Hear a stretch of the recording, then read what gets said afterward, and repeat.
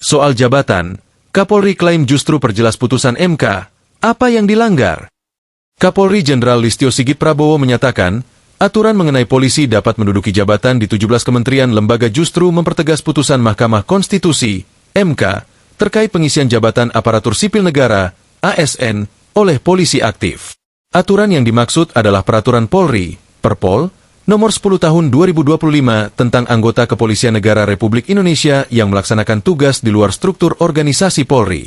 Di situ kan klausanya sudah jelas dan tentunya akan dilakukan perbaikan.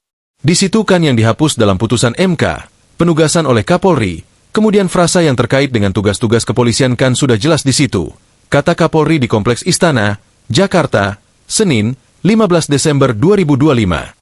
Untuk itu, kemudian itu harus diperjelas limitatifnya seperti apa. Jadi, apa yang dilanggar? Ya, saya kira cukup ya.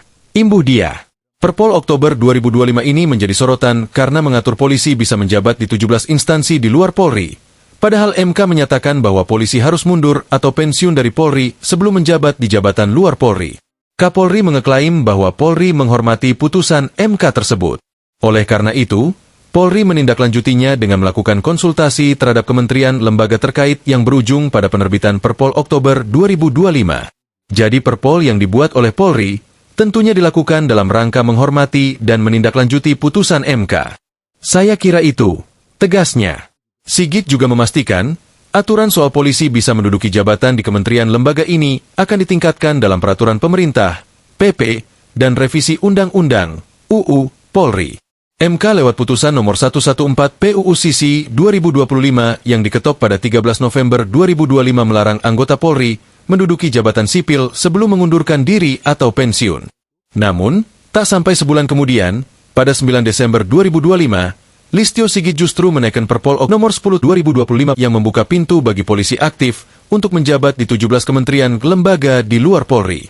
Instansi-instansi dimaksud adalah Kementerian Koordinator Politik dan Keamanan, Kementerian ESDM, Kemenkum, Kementerian Imigrasi dan Pemasyarakatan, Kemenhub.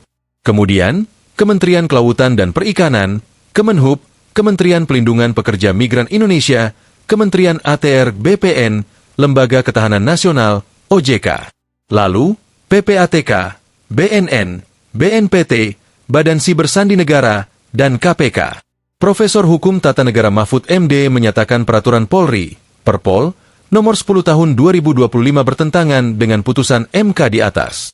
Selain bertentangan dengan putusan MK, Mahfud yang juga mantan Ketua MK ini menilai Perpol Nomor 10 Tahun 2025 itu bertentangan dengan Undang-Undang ASN.